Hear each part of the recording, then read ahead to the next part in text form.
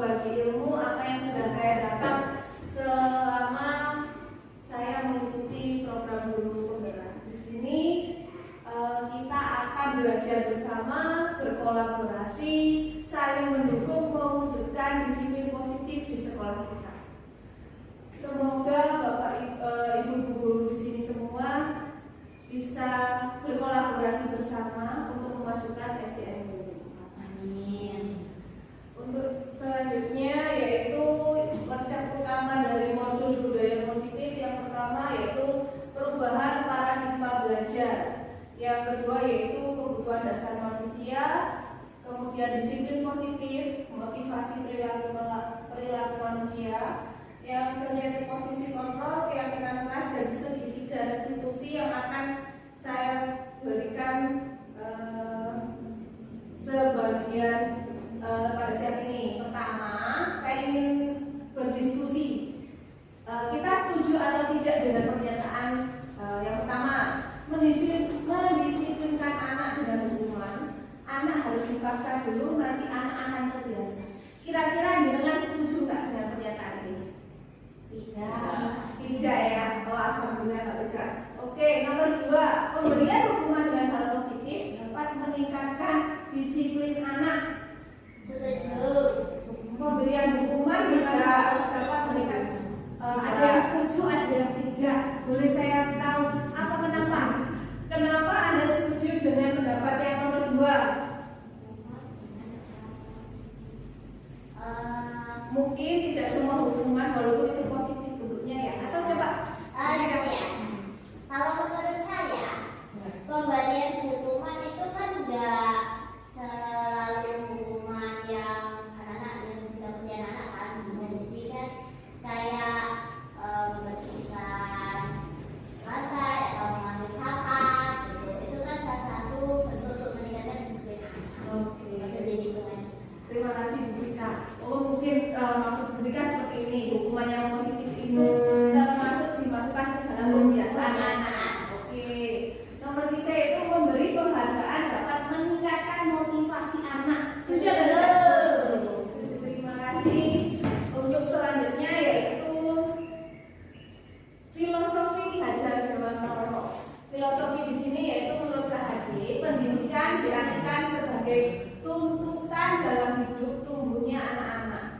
Jadi anak-anak di sini dituntun menurut kodrat anak-anak itu berdasarkan kodrat zaman, ya, menuntut segala macam kodrat yang ada pada anak agar mereka dapat mencapai keselamatan dan kebahagiaan yang setinggi-tingginya, baik sebagai manusia maupun sebagai anggota masyarakat.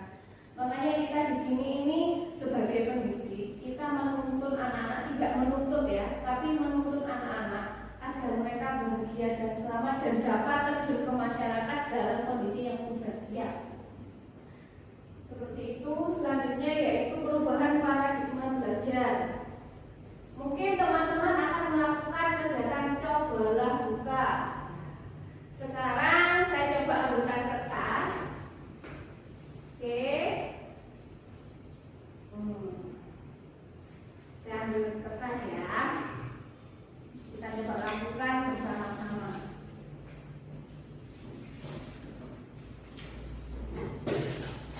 Oke.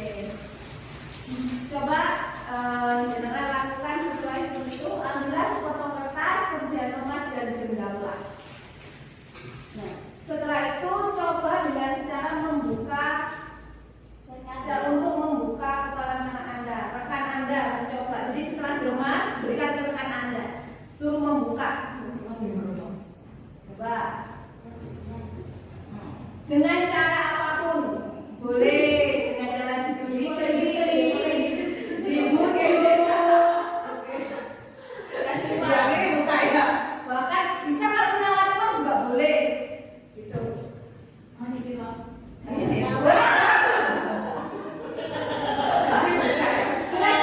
Bersedia nggak temannya? Tidak bersedia nggak? Ada. Ada yang sudah dibuka sendiri kayak Bu Rika. Nggak usah diminta dan sudah dibuka sendiri. Kemudian, apakah ada yang tetap menutup kepala tadi? Ada. Oke.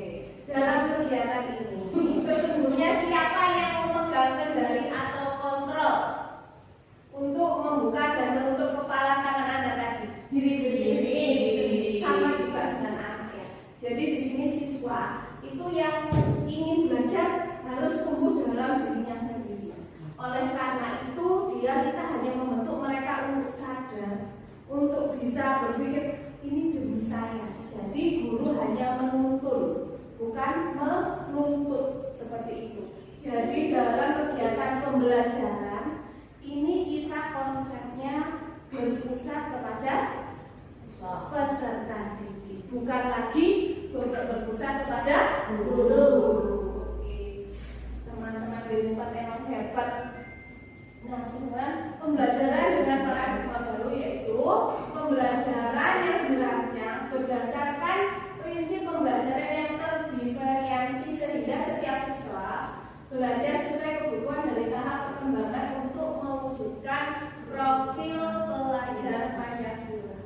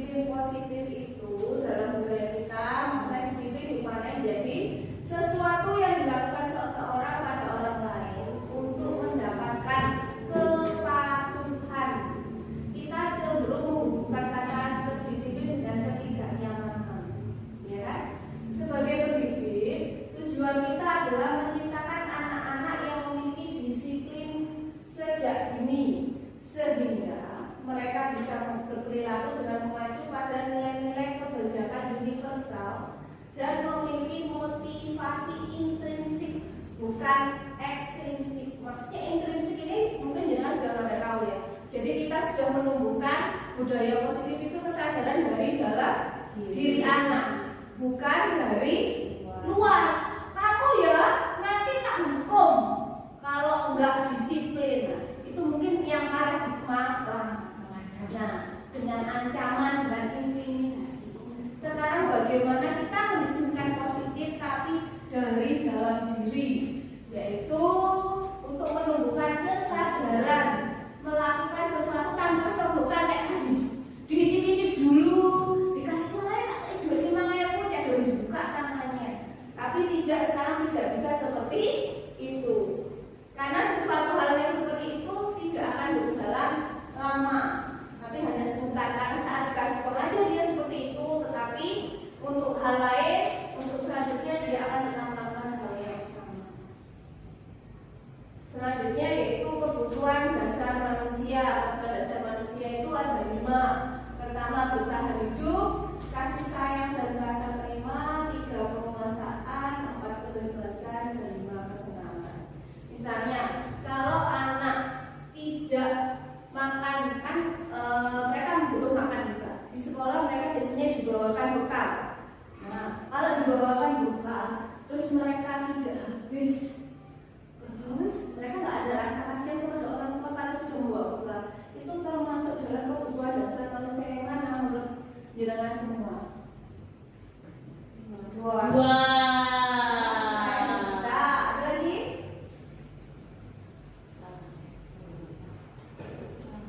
Bertahan hidup ya. Kemarin yang repot itu bertahan hidup.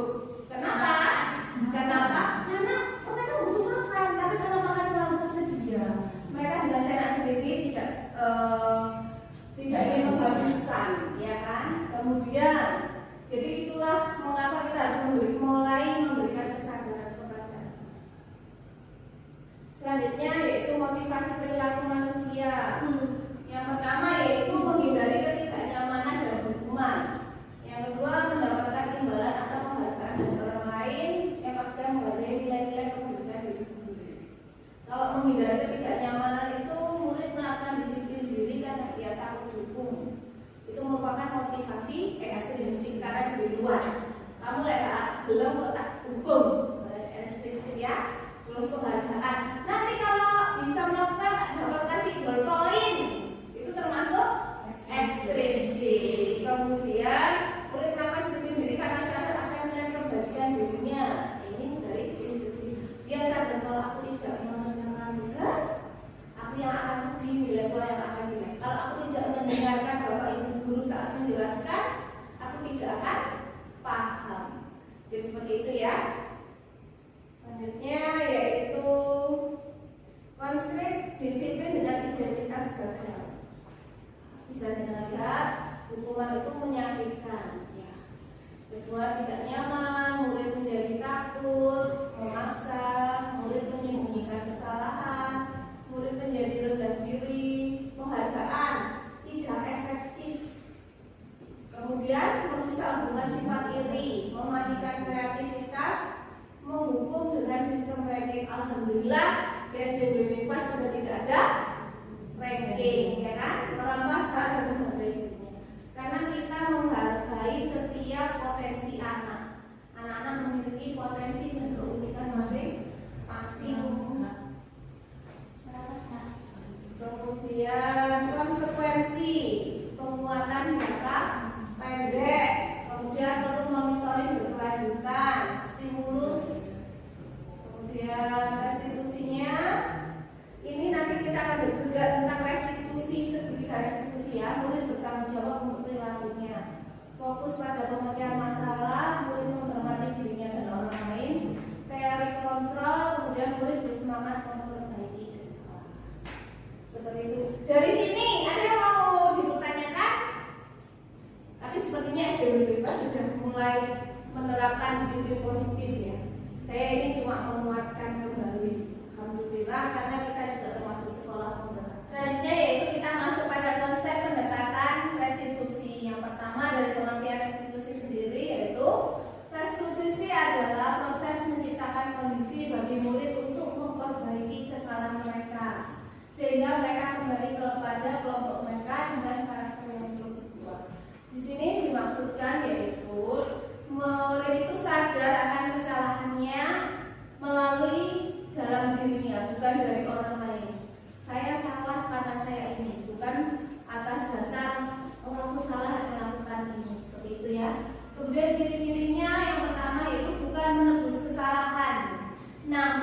belajar dari kesalahan. Yang kedua yaitu memperbaiki hubungan.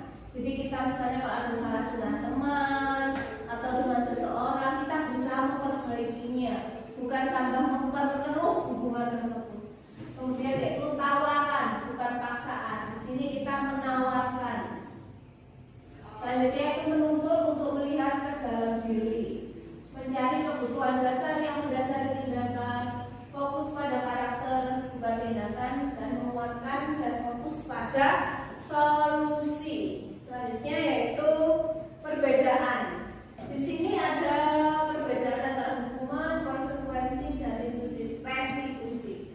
Di mana contohnya, contoh kasus tersebut yaitu siswa tidak mengerjakan PR. Yang pertama hukumannya yaitu guru menghukum siswa tersebut dengan hormat bendera selama 10 menit. Biasanya kita melakukan itu ya kalau ada siswa yang tidak mengerjakan PR atau yang datang terlambat. Ayo lari lapangan 10 kali, 5 kali dulu. Tuh, kalau mereka datang terlambat atau membuat mereka berdoa di luar. Seperti itu ya. Dengan konsekuensi, kalau konsekuensi itu juga guru memberikan konsekuensi untuk mengerjakan PR-nya saat istirahat. Kamu gak usah istirahat, kerjakan PR-mu di kelas yang lain, boleh istirahat. Biasanya kita melakukan seperti itu dengan dikerjakan sebanyak 3 kali lipat. Kemudian restitusi. Sekarang kalau Allah kita menggunakan restitusi, guru menanyakan keyakinan kelas. Keyakinan kelas ini yang sudah kita buat biasanya di awal-awal pembelajaran, dilakukan dengan siswa untuk menyelesaikan masalah. Yang selanjutnya yaitu guru terbuka dan siswa menghormati dirinya dan orang lain. Seperti itu. 5 posisi kontrol restitusi. Di sini ada penghukum, pembuat rasa bersalah, sebagai teman, pemantau, dan sebagai manajer. Contoh dari penghukum yaitu patuhi aturan sekolah lalu berdiri di depan baris. Siapa yang biasanya melakukan hal seperti ini? Saya. Sebelum kita seperti itu ya. Sebelum kita mengetahui ternyata tindakan kita ini tidak tepat. Kemudian membuat rasa bersalah. Berapa kali Bu Guru harus memberitahukan ini? Bu Guru kecewa sama kamu. Ada kita seperti itu maksudnya. Mereka sebagai teman, ayolah yang tertib, buat Bu Guru bangunlah. Kali ini tidak apa-apa kamu. Seperti itu ya, memantau. Kamu sudah melanggar apa peraturan dan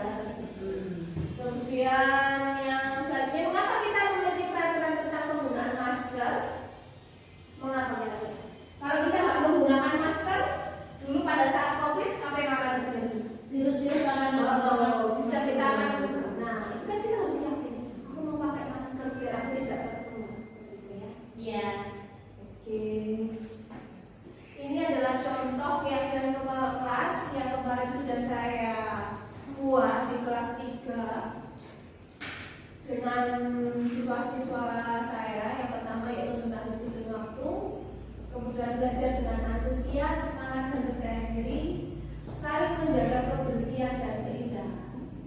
4, saling menghormati guru dan teman, bertanggung jawab, saling membantu dan bekerja sama. Kemudian 7, menghargai guru, selalu menerapkan 5S, senyum, sapa, sopan, dan santun. Dan gemar membaca. Oke. Kemudian bagaimana caranya pembentukan keyakinan kelas? Mungkin Bapak Ibu kemarin ada yang sudah membuat keyakinan kelas di kelasnya masing-masing? Sudah. Ya, sudah ada. Atau ada yang belum juga? Bu Vika. Oke, Bu Vika mungkin bisa nanti bekerja sama dengan saya atau teman-teman yang lain untuk membuat keyakinan kelas. Jadi keyakinan kelas itu dibuat dari yang pertama, lebih banyak abstrak daripada peraturan. Kemudian sesuai dengan kondisi kelas agar mudah diterapkan. Kemudian sedikit saja, nggak usah banyak-banyak akan mudah diingat. Kemudian dibuat dalam bentuk positif. Bentuk positif di sini maksudnya yaitu jangan ada kata tidak. Ya, tidak datang terlambat. Kalau bisa menggunakan kata yang positif. Bagaimana kata positifnya berarti?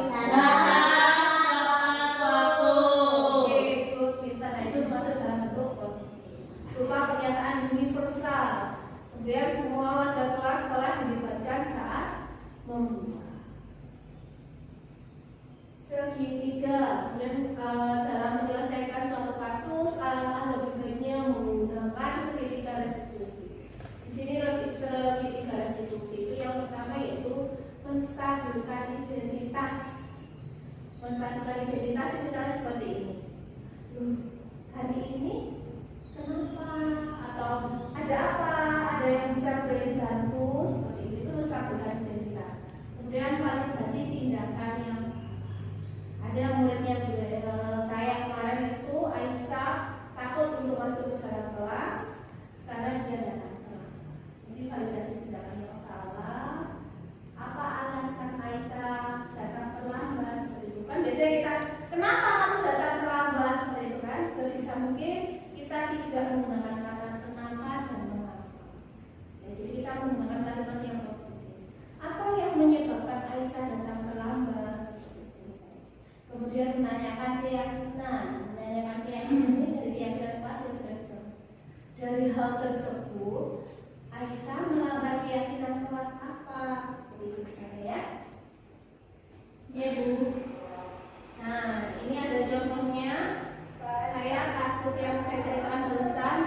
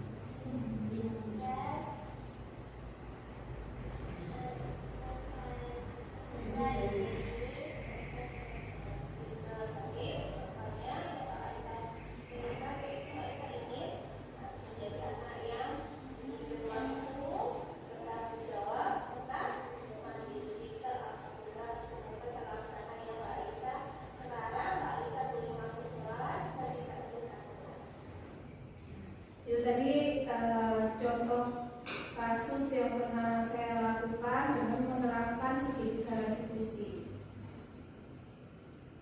Nah, selanjutnya dalam penerapan program disiplin positif, hendaknya guru memiliki standar kepribadian, profesional dan sosial yang baik, di mana guru mampu beradaptasi pada posisi kontrol saat ingin bagaimana perjalanan dirinya sebagai AMO atau posisi manajer yang menuntut murid menjadi insan mandiri, merdeka dan bertanggung jawab. Bapak Ibu, misalnya kadang kita manusiawi ya, kita lihat siswa kita melakukan kesalahan, kita emosi. Nah, itu bagaimana kita mendiamkan diri dulu, lebih baik seperti itu daripada nanti akhirnya kita nggak jadi AMO atau dalam posisi manajer. Kita biasanya akhirnya jadi pembuat merasa bersalah atau pemukul, karena kita masih posisi semacam marah. Kan kita bisa marah kalau melihat sesuatu yang tidak benar atau sesuatu yang melanggar. Jadi lebih baik kita menstabilkan diri dulu, mendiamkan diri dulu, setelah itu baru kita bisa mencari tahu. Sebelum sesi ini kita akhiri, saya ada sedikit permainan untuk merefresh apa yang kita pelajari. Ya, yuk berdiri dulu semua. Kita bentuk dua kelompok. Oh, Bianti sama saya ya. Iya. Kita bermain jika maka. Jadi kelompok ini membuat kata satu kalimat dengan awalan jika, dan kelompok ini membuat kata dengan berawalan maka, kalimat dan maka. Saya maka, Bianti jika ya. Iya. Oke, 1 menit. Berpikir. Oke, sudah? Sudah. Coba bergayu. Jika saya tidur, maka terang. Oke, jika saya tidur maka terang. Oke. Sekarang Jika Saya ingin pulang, maka aku minta maaf. boleh minta maaf Bu Vika ya, jadi bilang dulu. Oke, sekarang saya Bianti. Ya. Saya kata Vika ya. Jika saya ingin liburan, Maka saya makan. Allah Bianti. Silakan duduk kembali. Semoga sesi belajar kita hari ini membawa manfaat sehingga dapat mewujudkan profil pelajar Amin. menjadikan SDMDW 4 semakin maju, semakin berkembang dan siswa-siswi kita memiliki budaya. Amin. Salam merdeka. Assalamualaikum warahmatullahi wabarakatuh. Waalaikumsalam.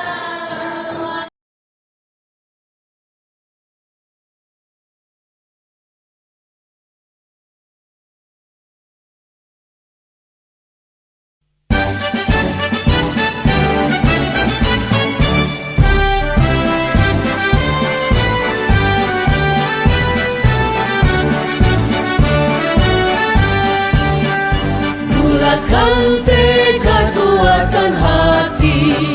Negeri ini memanggilmu kawan. Belajar, bergerak, berbagi untuk negeri. Guru penggerak, majukan pendidikan. Guru penggerak menghamba pada murid. Kreatif, rancang pembelajaran. Hargai potensi, tingkatkan prestasi. Lahirkan profil pelajar Pancasila. Belajar, bergerak, berbagi untuk negeri. Kita menjalin kolaborasi. Belajar, bergerak, berbagi untuk negeri. Demi bakti pada Ibu Pertiwi.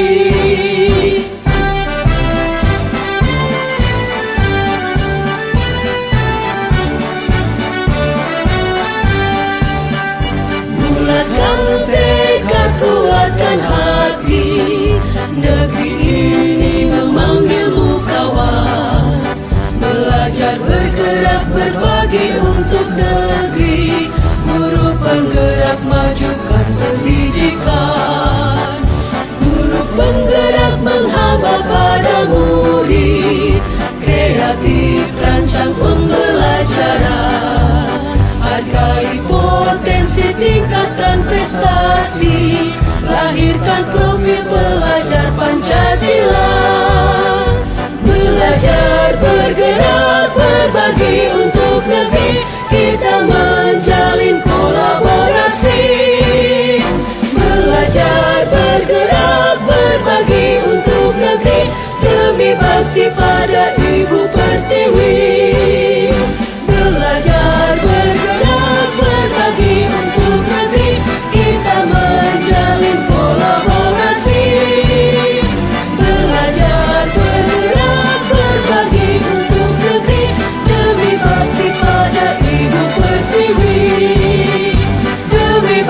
pada Ibu Pertiwi.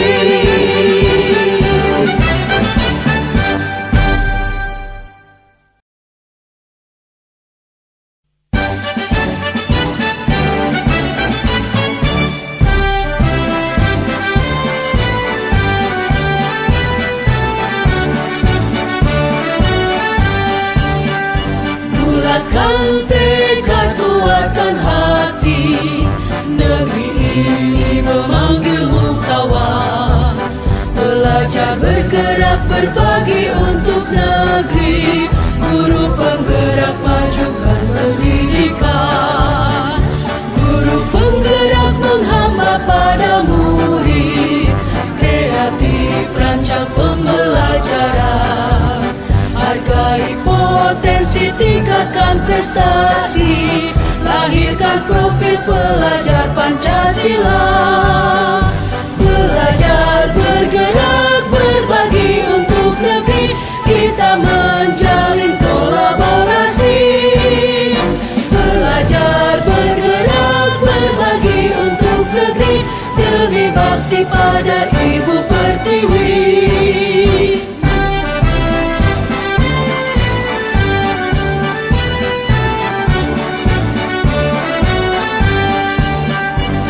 Bulatkan tekad, kuatkan hati, negeri ini memanggilmu kawan. Belajar, bergerak, berbagi untuk negeri, guru penggerak majukan pendidikan. Guru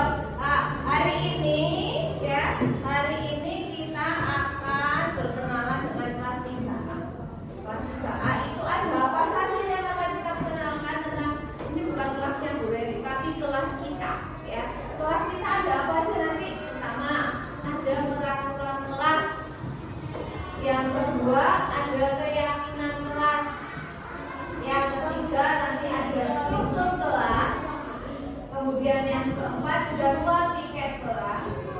Ya, yang kelima adalah jadwal pelajaran. Oke. Nah, di sini kita mulai dulu dengan peraturan kelas. Oke, kita mulai dengan aturan kelas. Yuk, aturan kelas apa saja sih? Siapa yang mau membaca bendera? Kalau itu sangat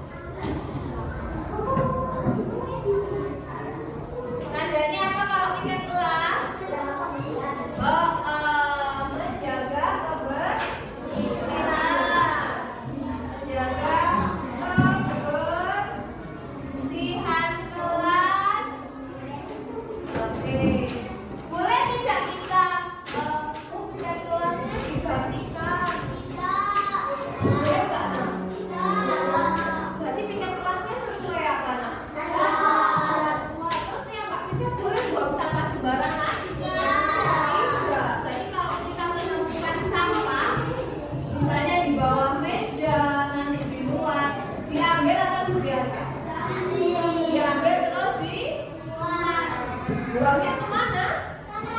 Oh, yang tempat yang sudah disediakan ya. Oke, menjaga kebersihan kelas. Kemudian, apalagi pada saat pelajaran. Pada saat pelajaran berarti menerangkan. Kalian harus apa? Selain menerangkan, harus ikut aktif menjawab ya. Jadi kalau Bu Reni bertanya,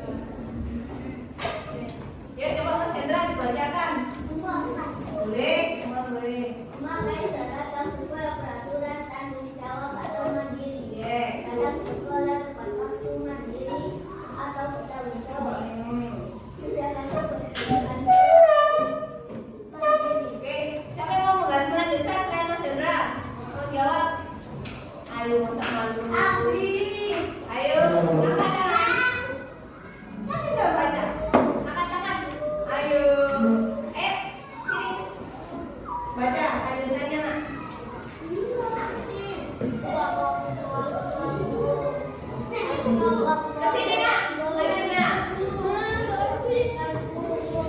Silau ya. Silau. Ayo coba. Kesini dulu Bunda kesini. Apa itu? Setelah menjaga kebersihan kelas, selanjutnya aktif pembelajaran. Nah, terus izin. Oke. Berperilaku dan berucap ya baik. Oke, good. Terima kasih. Itu tadi keyakinan kelas. Kalau kita sudah membuat keyakinan kelas, berarti harus dipatuhi bersama atau tidak? Tidak hanya kalian, tapi Bu Leni juga harus mematuhi. Oke. Sekarang setelah membuat keyakinan kelas, kita akan membuat struktur kelas. Oke. Di sini ada ketua kelas, wakil ketua kelas, bendahara, sekretaris, seksi kebersihan, si keamanan dan si literasi. Nah, ini kita pilih yuk. Siapa yang mau menjadi ketua kelas? Kita pilih aja. Siapa yang mau jadi strukturnya dulu? Yang mau terlibat? Oke.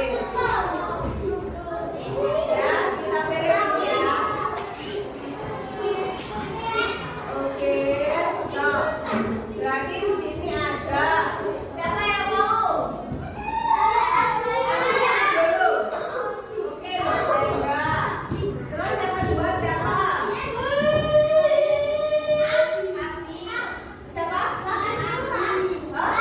Hah? Mas Bila. Yang ketiga siapa namanya? Alea. Alea. Yang keempat siapa? Bintis ya? Bintis Aruna. Sebelahnya Mbak Bintis siapa? Asna.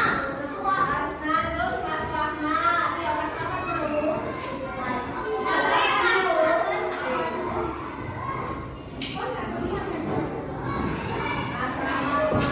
Nomor 7. Siapa? Latifah.